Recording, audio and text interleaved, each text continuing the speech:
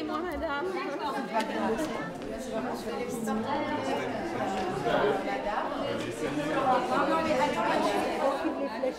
Les flèches vertes.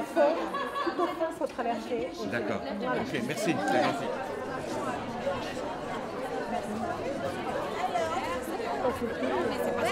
Après, tu calcules. Il faudrait presque 5. Non, 5, non, non. Qu'est-ce que tu veux, ma chérie? Un café,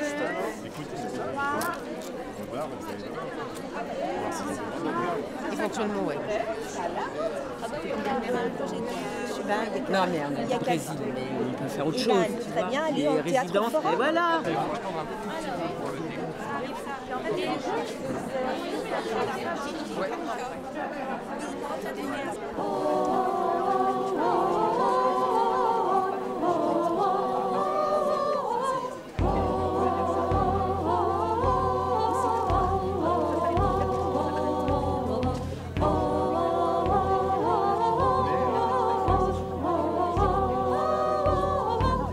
Pour vous nouer les uns les autres, si je suis, tu t'appelles comment? Lucette. Si je suis à la place de Lucette, j'ai deux personnes à côté de moi que je tiens dans les mains. Je considère que ces deux personnes sont extrêmement fragiles. C'est-à-dire comme si elles étaient en... Voilà, il faut que je fasse très attention à elles. Si chacun d'entre nous, on fait attention aux deux personnes qui sont là, le nœud va être doux. Si on ne fait pas attention parce qu'on veut passer en priorité ou parce que, voilà, à ce moment-là, ça peut être un peu désagréable parce que quand tu es comme ça, qu'on te tire la main, ça fait pas mal. Mais quand tu es comme ça, des fois, et qu'on te tire la main, ça peut faire mal. Allez-y.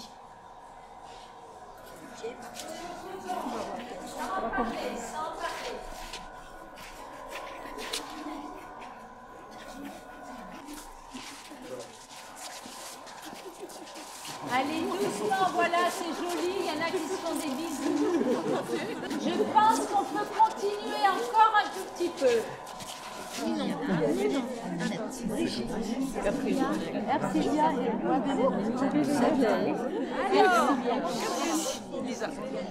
Maintenant, je vais vous demander de re-rentrer dans le silence absolu parce que je vais vous demander de fermer et vos yeux et votre bouche.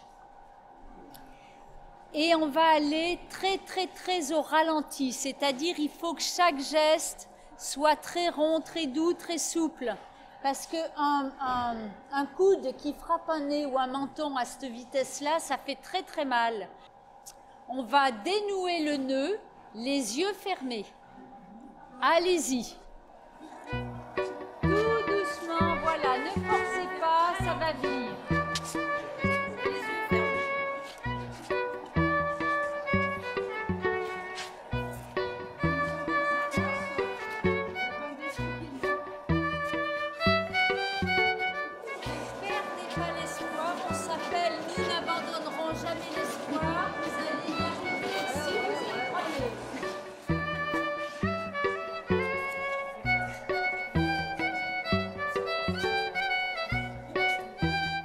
Alors, il faut que tout le monde repasse là. Vas-y, on va essayer. Allez, on y croit.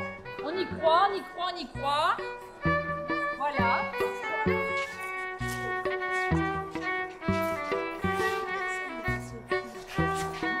si personne n'a lâché la main. Et si, ça va marcher. Oui. Ça marche, ça marche. J'y arrive.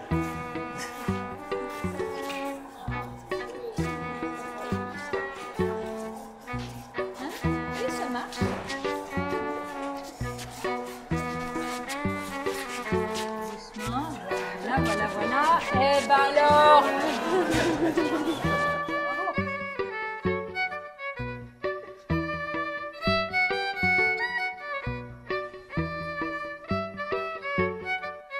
elle, c'était celle qui faisait le ménage dans le local de Vaux-en-Velin où on a travaillé pendant des années avec un groupe de femmes. Un jour, elle était là, elle faisait le ménage, elle balayait. Et ça durait. Et ça durait son balayage. En fait, on sentait bien qu'elle nous écoutait. Et je me suis dit, si jamais je lui dis à cette femme de venir avec nous, avec le groupe, elle va me dire non, non. Alors j'ai fait mine que rien. J'ai rajouté une chaise dans le groupe. J'ai fait signe aux autres femmes de faire mine que rien aussi. Et on a fait comme si elle n'était pas là. Et pendant 2 heures, elle a briqué la salle. Au ralenti, parce qu'elle nous écoutait en fait. Mais en fait, plus ça allait, plus elle s'avançait, plus elle s'approchait de nous. Et à la fin, elle était là, juste à côté de nous, avec son balai. Et puis elle disait plus rien, elle écoutait. Alors je lui ai passé la parole, elle a dit 2 mots. Et elle s'est assise avec nous. Et après, elle n'a plus quitté l'atelier pendant des années. Quelques mois après, elle est venue me voir à une pause et elle m'a dit « Fabienne, je veux qu'on travaille sur mon histoire avec la prostitution. » Et je lui ai dit « Non, pas maintenant. Je crois que le groupe n'est pas prêt à entendre ça. » En fait, je pensais qu'elle n'était pas tout à fait prête non plus à en parler.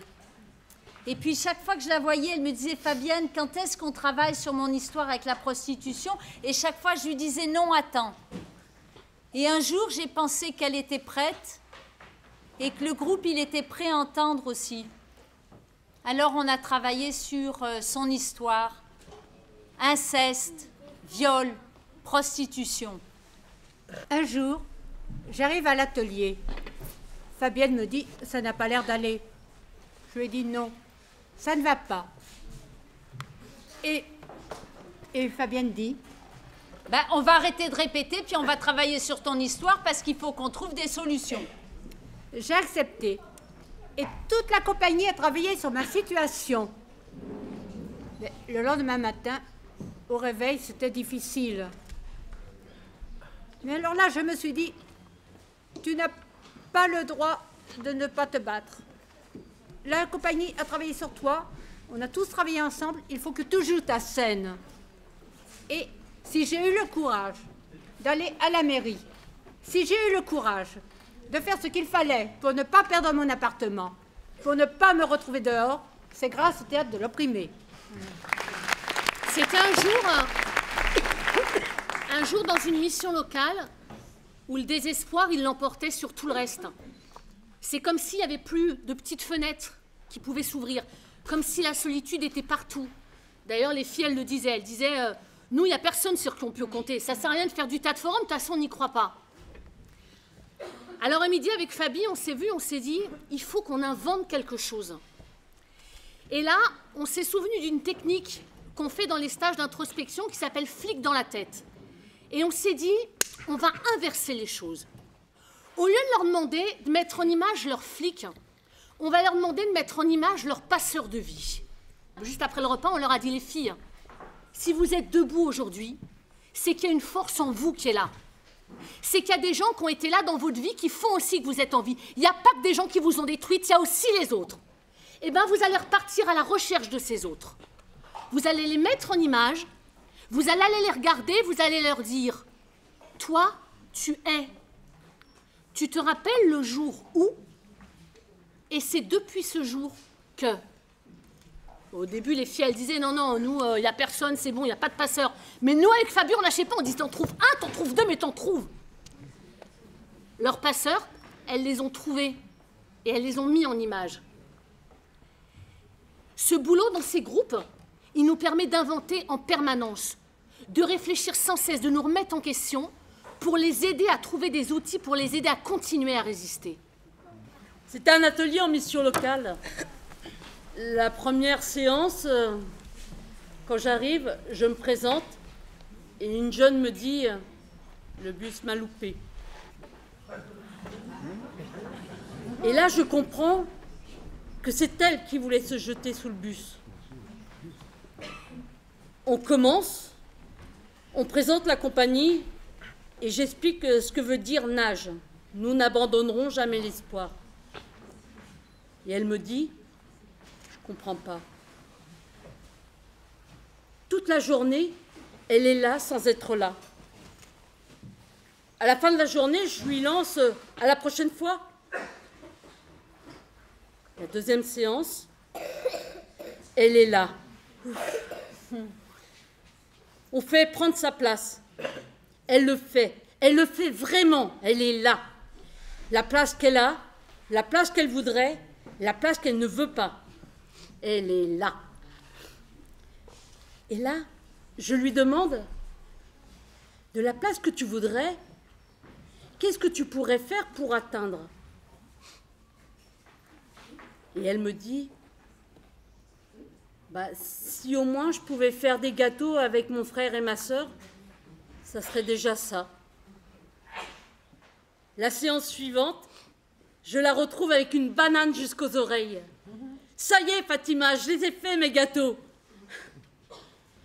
Quelque temps après, elle a dit qu'elle avait compris ce que ça voulait dire ne pas abandonner l'espoir. J'ai 28 ans, j'habite à Vanvelin. Un soir, après le boulot, je mets les informations régionales. Et là, sur qui je tombe? Jean-Pierre, un gars qui bossait avec moi à l'usine en train de faire du théâtre. Il jouait le rôle d'un père dépassé par l'orientation scolaire de son fils.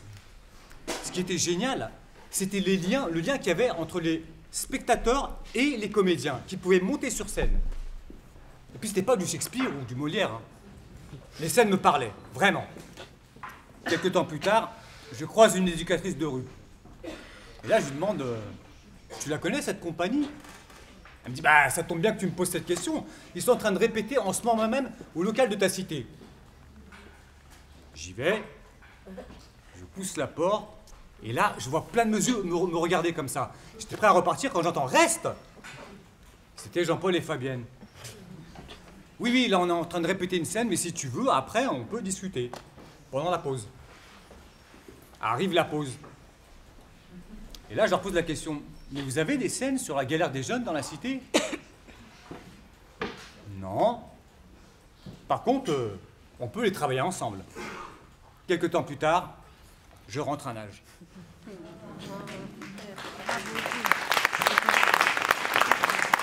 C'était en avril 2009. On faisait un atelier avec les membres de la compagnie dans le 19e à Paris. Ça s'appelait le Kaléidoscope. Et pendant toute la session, on s'est entraîné pendant 3 heures à répéter des scènes. Le thème du jour, c'était les agressions du quotidien. Donc pendant 3 heures, on s'entraîne à trouver des solutions, à faire forum, à faire en sorte que demain ne soit pas totalement comme hier. Il est tard, la séance se termine, 22 heures. Je vais pour prendre le métro, ligne 11. Le quai est désert.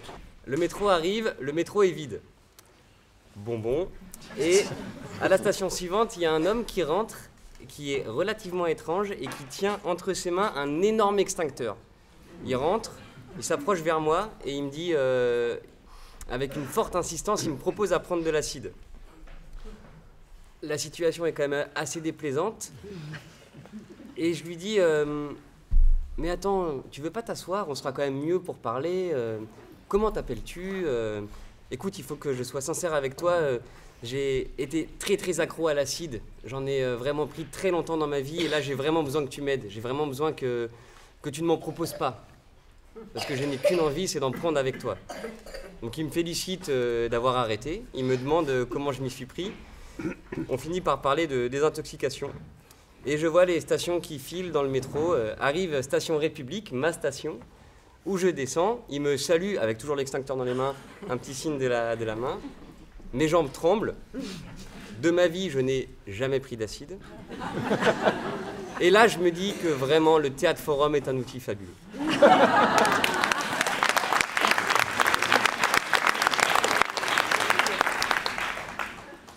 Il chante, il marche, lentement, exactement comme on voulait quand on a répété la scène.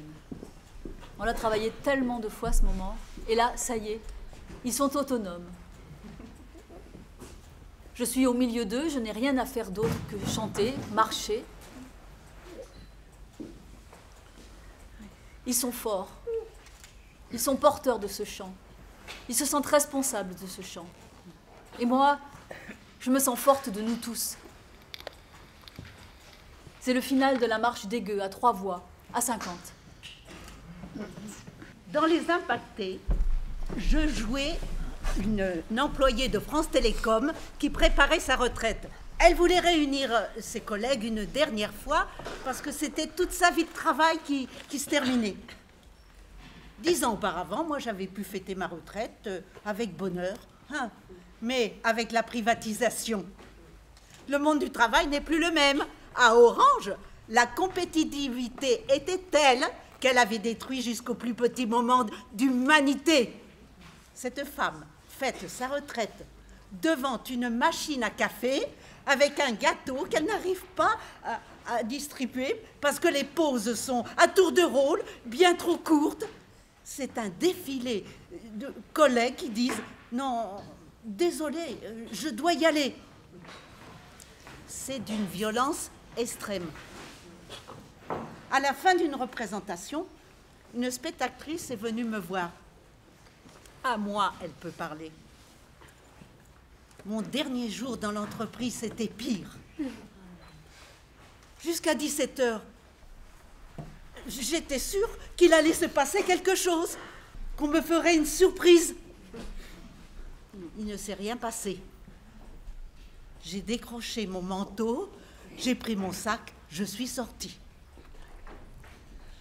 Alors elle m'a serré dans ses bras et elle m'a dit « Ça m'a fait du bien ce que vous avez joué ». À moi aussi, ça m'a fait du bien ce qu'elle a dit, parce que j'ai réalisé que reconnaître la souffrance vécue, c'est déjà une petite étape gagnante dans la lutte. Changer le monde, c'est long, et moi je suis pressée.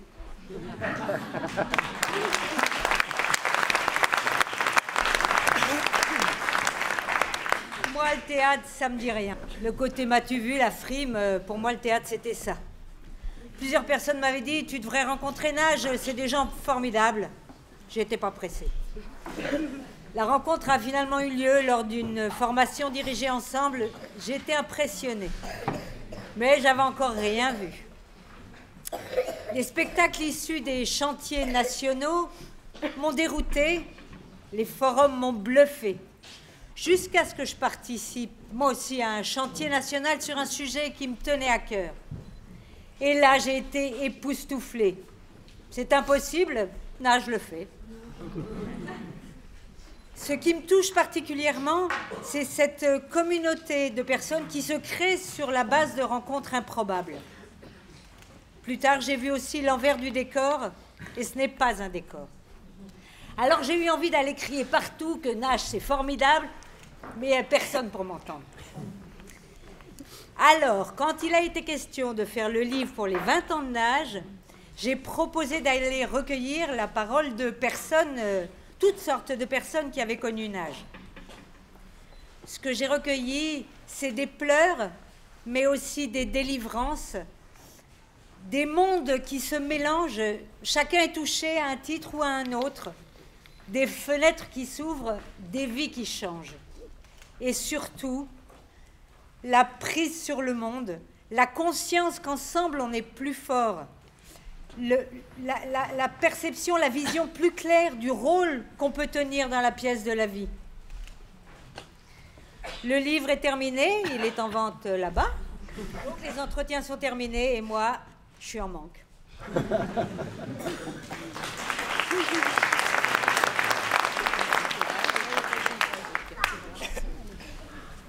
Je me souviens du spectacle Féminime, un spectacle sur les violences faites aux femmes dans le travail.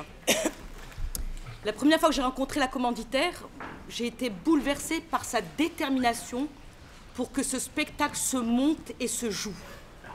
Elle était tellement impliquée que je me suis dit qu'elle devait porter quelque chose de très lourd. À la fin de la première représentation, on s'est retrouvés toutes les deux à fumer des clopes devant la porte du théâtre des Jazées. Et elle m'a raconté sa vie. Mariée de force à 16 ans, envoyée en Algérie pour vivre avec son mari et sa belle-mère. Là-bas, elle a subi les pires violences morales et physiques, jusqu'au moment où elle a pu s'enfuir et revenir en France. Elle n'a revu ses enfants qu'à la mort de leur père. Quelques mois plus tard, on rejoue ce spectacle, mais Hamida n'est plus là. Elle est morte d'un cancer de l'estomac. Elle est partie en 3 mois. Avant de monter sur scène, on rencontre un enfant avec une collègue de Hamida et on l'entend dire « C'est le spectacle de maman !» C'était le fils de Hamida. On monte sur scène, on avait la gorge serrée, on se regardait et là, Fabienne, elle raconte l'histoire de ce spectacle, les conditions de sa création. Et là, je me dis, comment je vais faire pour jouer? J'étais en larmes. Et puis on y va. On y va à fond parce qu'on était chargé à un max. Cette histoire, elle date de 2009. Et c'est encore ça qui me porte. Parce qu'on ne fait pas que jouer. On porte une histoire vraie. Une histoire qui nous a été racontée par une personne qu'on a rencontrée. Et je ne peux pas trahir cette parole. C'est ma contribution à la lutte. Quand je me rappelle cette histoire, je me dis que, oui, les violences tuent. Elle en est morte. Et le moins qu'on puisse faire, que je puisse faire aussi, c'est de porter ce spectacle et puis tous les autres, et de les porter vraiment. Et pas de faire semblant de jouer.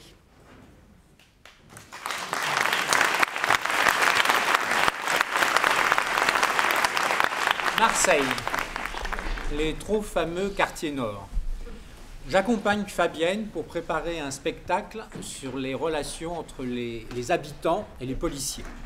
Vaste sujet, me dis-je, d'autant qu'à cette époque, j'ignore encore tout du théâtre de l'opprimé. On se retrouve dans une petite salle d'un centre social où Arlette nous accueille très chaleureusement. Et là, tout s'accélère. Juste quelques paroles et je me retrouve à faire le massage du boulanger. L'autre, son corps, bon, inévitable, impossible de s'échapper. Et là, tout d'un coup, je comprends. Le théâtre de l'opprimé, ça doit être ça. Approcher l'autre, accepter l'autre, être embarqué avec lui dans une action dont on ignore à peu près toutes les conséquences. Ne plus savoir, et pourtant être convaincu de la nécessité de ce geste.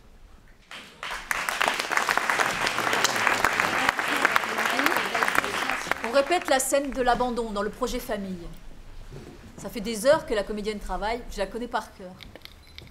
Je suis comme toujours sur le côté du plateau, concentrée sur l'énergie qui émane de la comédienne. Quelque chose en moi essaye de transcrire en son, en rythme, en timbres instrumentaux ce qui a lieu sur le plateau. Et tout à coup, je réalise la scène. Ce que la comédienne tente de puiser en elle, ce que Jean-Paul dit pour l'y amener, mais surtout, je réalise ce que le personnage est en train de vivre. Et là, je pleure en silence, bouleversée. À ce moment-là, je sais que je suis au cœur du vrai travail, exactement là où s'ancre la création. Il y a 3 ans, j'ai fait un stage de technique introspective. À cette époque-là, j'avais un problème.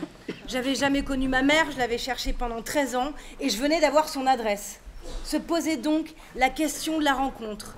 Et du coup, paradoxalement, comme tout ce qui te tend aussi intensément et aussi longtemps, arrivait la peur, l'effroi qui te paralyse face à l'événement. Pendant le stage, on m'a proposé d'utiliser la technique du futur qu'on craint, qui paraissait assez adaptée à ma situation. À ce stage, j'étais venue avec une amie, Lucille, que j'avais choisie pour jouer le rôle de ma mère, puisque c'est elle qui connaissait le mieux mon histoire et qui, par son boulot, travaillait tous les jours avec des mères en difficulté. Je me souviens d'avoir été confrontée à un problème de porte qui ne s'ouvrait pas, à une mère pas très causante, très détachée. Et puis, à un moment donné, la porte s'ouvre parce que Jean-Paul, qui dirige le stage, décide que la porte doit s'ouvrir pour que je puisse m'entraîner un peu à la rencontre. Donc je rentre. Je ne me rappelle pas grand-chose de la scène.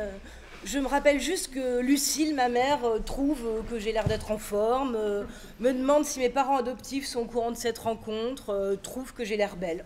1 an plus tard, je me retrouve dans la réalité de l'expérience. On a monté un commando de 4 pour aller à Toulon et il a été décidé que c'est Lucille et moi qui monterions dans l'appartement. On se retrouve devant la fameuse porte de ma mère. On frappe, ça n'ouvre pas. Et puis au bout de 3 ou 4 fois, elle finit par ouvrir. La rencontre se passe dans une ambiance assez similaire à celle que nous avions improvisée. Il y a même des moments où la fiction est la réalité. Elle trouve que j'ai l'air en forme, elle me parle de mes parents adoptifs, elle me trouve belle. Je suis tétanisée. Aujourd'hui, avec 3 ans de recul, je pense que ce stage-là, avec cette technique-là, m'a au moins entraînée à faire face à l'effroi de la rencontre réelle, accompagnée par cette scène jouée quelques mois avant. Et puis il y a la suite, puisque l'année dernière, mon histoire a été jouée au spectacle national sur la famille. J'en parle parce que même si ça a été très dur, au sens d'épuisant, puisque je revoyais cette histoire tous les week-ends, plusieurs fois par week-end, il y avait le travail de Jean-Paul, qui répétait avec la comédienne qui jouait mon rôle. Et là, bah, c'est comme si une boucle avait été bouclée, parce que la vérité, Jean-Paul, pour faire répéter la comédienne, il parlait du personnage, de moi, de ce que le personnage avait dû vivre ou ressentir, et c'était tout bon. Donc ça voulait dire que c'était comme si un autre que moi remâchait presque mieux que moi ce que j'avais vécu. Et comme travail de libération, j'ai jamais connu mieux, parce que ça voulait dire que c'était devenu compréhensible par un autre humain. Et donc, but atteint, parce que si j'ai bien compris, le théâtre de l'opprimé, il doit te permettre ça, te libérer d'un maximum d'empêchements pour être libre le plus possible, d'agir sur le monde avec ta pensée claire et libre.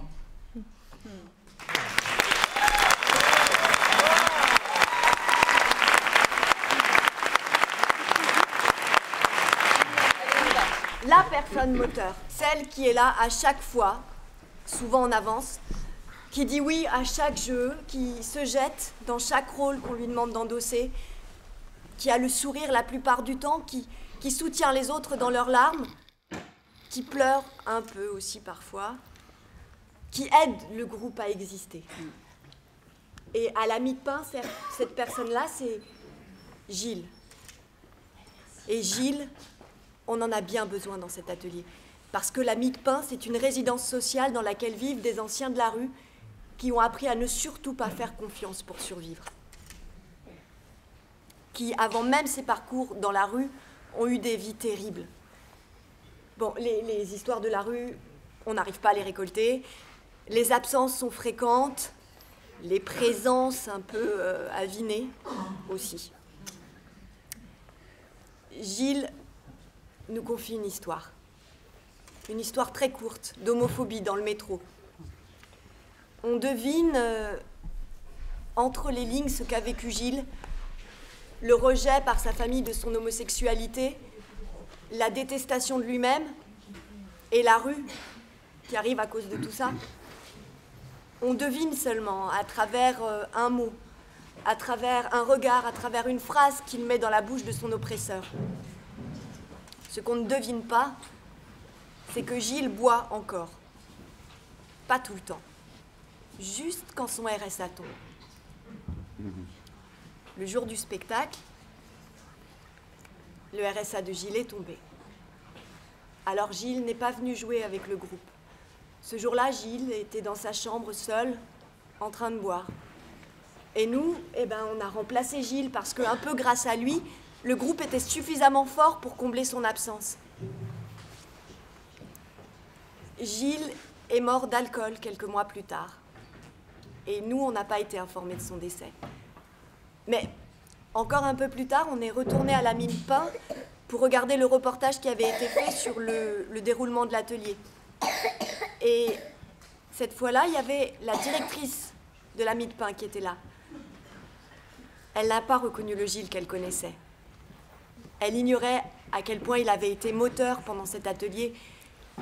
Elle ignorait surtout ce dont il était capable. Gilles, il nous a donné ce qu'il avait de meilleur. Pour moi, travailler avec les jeunes, c'est important. À cause de mes origines, de ma jeunesse, quand j'étais ado, on m'a foutu dans des cases. Alors, soit j'étais obèse, soit j'étais cassos, soit j'étais violente. Plein de trucs comme ça. Enfin, cette putain d'injustice, je me la suis prise comme ça. Et jamais j'avais les mots. Les mots, ils n'étaient pas là. La violence, elle était là. Parce que cette violence, elle nous perd. Enfin, moi, elle m'a perdue. Alors je me dis, les jeunes, on les met dans des cases. Et je dis non. Je me dis que si à travers ces ateliers, ils arrivent à formuler, à dire comment faire autrement, comment agir, eh ben, j'aurais au moins réussi ça. On se retrouve un jour dans un atelier à Besançon avec des mères et des éducatrices. Et on vient de faire un exercice qui s'appelle la double révélation. C'est un exercice où chacune va expérimenter une révélation qu'elle voudrait faire dans sa vraie vie. Et puis au moment du bilan, les mères, elles disent, dans nos vies, on a des secrets, et ces secrets, ils nous empêchent de vivre, ils nous empêchent d'avancer. Ça serait bien qu'on s'entraîne à voir comment on pourrait les dire. Alors là, chacune se met à raconter, et le groupe décide de travailler autour d'une histoire. C'est une mère qui accouche de 2 jumeaux. L'un des 2 jumeaux meurt. Le père, il n'est pas encore arrivé à l'hôpital. Alors la mère, elle demande à l'infirmière de faire disparaître le corps de l'enfant et que jamais, jamais son mari ne le sache. Ça fait 14 années que le même jour, cette femme, elle fête l'anniversaire de mort de l'un et l'anniversaire de vie de l'autre. Et elle dit au groupe, c'est plus possible, je peux plus cacher ça à mon mari. Alors là, le groupe, il se met à réfléchir, à improviser à quel moment on pourrait le dire au mari, comment on pourrait faire pour le dire. Est-ce qu'on demanderait à des personnes d'être avec nous au moment où on le dirait? Et puis on fabrique l'image du pire, si on lui disait. L'image idéale qu'elle voudrait au moment où elle lui dirait. Et puis l'image qui serait probable, si elle lui disait. On improvise, on fait des tentatives et cette femme, elle nous regarde à la fin, elle nous dit « C'est vraiment beau ce que vous avez fait. Mais moi, j'y arriverai pas. » Le groupe se couche, on est en gîte. Et le lendemain matin, je la vois au réveil, elle a l'air épuisée. Alors je la regarde et je lui dis « Isabelle, t'as pas dormi cette nuit ?» Et elle me répond « Non. J'ai téléphoné à mon mari et je lui ai dit. » À Mulhouse,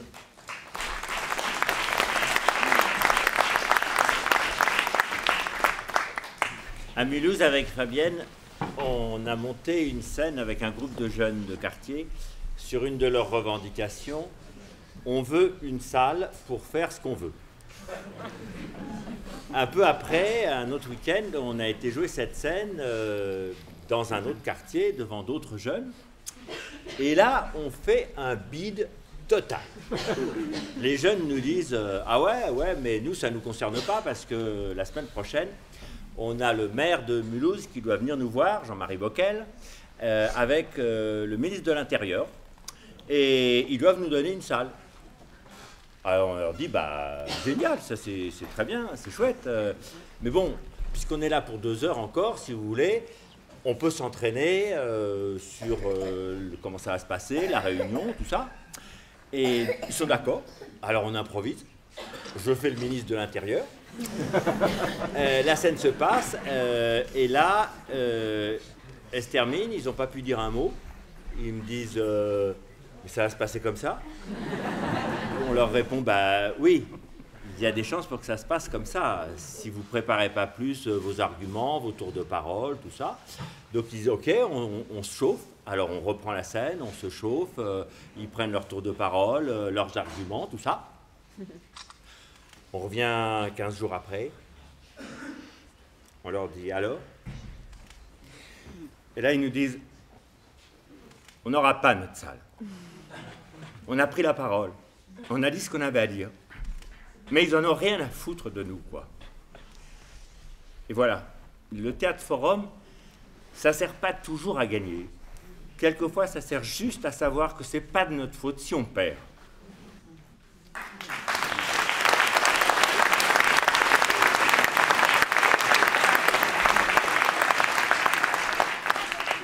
C'était dans un lycée pro. On jouait un spectacle sur les discriminations. Les lycéens participaient assez bien au forum. Jusqu'à ce qu'on joue une scène d'antisémitisme où à la fin, c'est un juif qui est exclu. Là, il y a eu un espèce de silence dans la salle. Finalement, ils étaient moins solidaires quand c'était un juif qui se retrouvait tout seul. Moi, je devais jouer un oppresseur antisémite.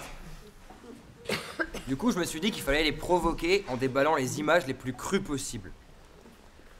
Alors mon personnage a tout de suite parlé de la Shoah. J'ai dit des trucs horribles, du genre oui, bah c'est pas parce qu'on a recyclé les juifs en savon, en abat-jour et en boutons qu'on va en faire toute une histoire. Là, quand même, dans la salle, il y a eu des... Oh, on peut pas dire ça. Il fallait qu'ils se rendent compte vraiment de ce que c'est que l'antisémitisme, de jusqu'où ça peut aller. On est tous ressortis un peu ébranlés de ce spectacle, mais avec l'impression qu'on avait fait le boulot, qu'ils étaient repartis avec vraiment quelque chose à réfléchir.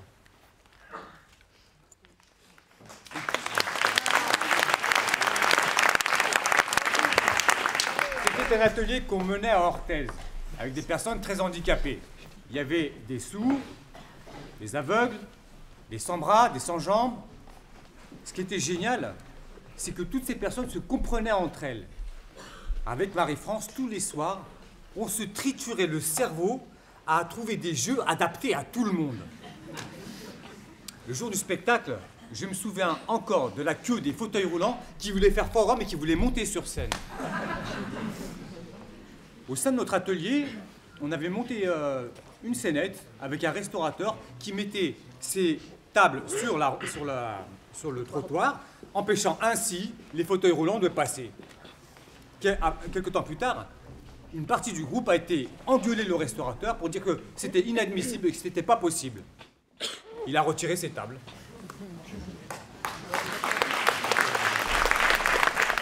Dans La Force des gueux, il y avait un personnage qui disait « Moi, avant d'aller voir l'assistante sociale, je me mets une petite musique dans la tête. Et je me la chante quand je suis face à elle. » Quelques années plus tard, mon père m'a dit « Tu vois, cette scène-là, je l'ai toujours en tête. » Il est assistant social, il reçoit les gens. Il m'a dit « Tu vois, je l'ai toujours en tête parce que je pense qu'il faut faire un putain d'effort pour venir nous voir. Les gens se mettent tellement en quatre. Alors voilà, je l'ai toujours en tête. »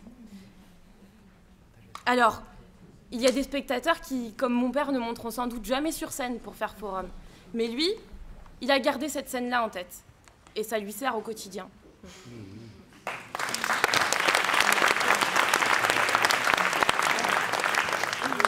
Moi, je me souviens du spectacle qu'on a joué en Charente-Maritime pour l'université d'été du NPS, le nouveau Parti socialiste. C'était le nom du courant de gauche du Parti socialiste à l'époque. Voilà, on était en 2003, c'était l'année de la grande grève des intermittents et de l'occupation du Festival d'Avignon, du blocage du Festival d'Avignon. Et voilà le NPS qui nous dit « Nous, on veut discuter avec vous sur la place de la culture dans la société. » Ouais. Alors, ils nous disent ça au dernier moment. On est en plein été. On a tous nos projets de vacances. Bien sûr, c'est bénévole. Mais on se dit quand même, des politiques qui nous demandent ça, c'est trop rare. Et puis le contexte, il est vraiment grave. Donc on annule tous nos projets de vacances. Et on décide d'aller se retrouver dans le Cantal une semaine pour créer et répéter un spectacle. Voilà, pendant qu'on est là-bas, on se dit, tiens, ce serait bien au moins de savoir combien de spectateurs on va avoir pour ce spectacle. Alors là, Fabienne appelle la commanditaire, et la commanditaire lui dit « Oh, vous savez, sans doute pas beaucoup, parce que ça va être en même temps que le tournoi de foot interne de l'université d'été. Et sans doute, il y a quand même beaucoup de gens qui vont choisir le foot plutôt que le théâtre forum. » Donc Fabienne revient, nous dit ça, et je vous laisse imaginer nos tronches. Un grand, grand moment d'abattement. Et puis on commence à se prendre la tête, on se dit, qu'est-ce qu'on fait? On pique un bon coup de gueule, on refuse d'y aller, et puis tout d'un coup, l'idée est venue. Non, on va y aller, mais on va leur jouer comme première scène du spectacle l'histoire de cette commande et de comment ça s'est passé avec eux. Voilà, c'est ce qu'on a fait, et je crois que c'était vraiment la meilleure manière de traiter de la place de la culture dans la société, y compris chez eux. Wow.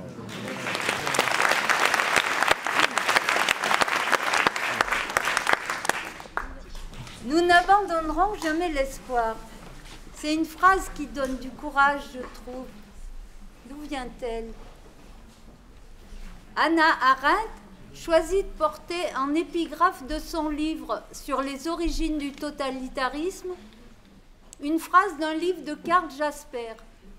Ne s'en remettre ni au passé, ni à l'avenir, il importe d'être pleinement présent. Car, dit-elle, cette phrase m'a touchée au cœur et je puis donc la retenir. La réponse de Karl Jasper viendra quelques années plus tard dans la correspondance. Il conviendrait peut-être de compléter par ceci: nous ne renoncerons jamais à l'espoir. C'est une phrase importante pour Hannah Arendt et pour lui et pour nous aussi. Nous ne renoncerons jamais à l'espoir, ni ne l'abandonnerons, nous n'abandonnerons jamais l'espoir. Et ainsi vint le nom de Nage, détermination et courage. C'est fort quand même que ce soit cette phrase qui a été choisie à l'origine, car elle dit ce qu'est cette compagnie. Ce courage de faire du théâtre de l'opprimé, de continuer tous les jours et d'être dans le concret, sans dévier d'1 millimètre en 20 années. Ce courage des gens à porter leur propre histoire sur la place publique. On sait très bien ce qu'on fait, disait Boal.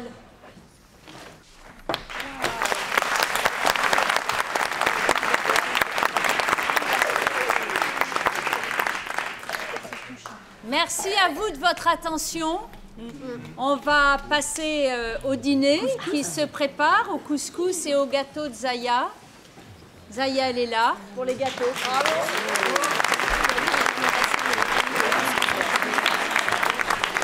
Et le couscous, c'est la maman d'Asman et toute sa famille qui nous l'a fait.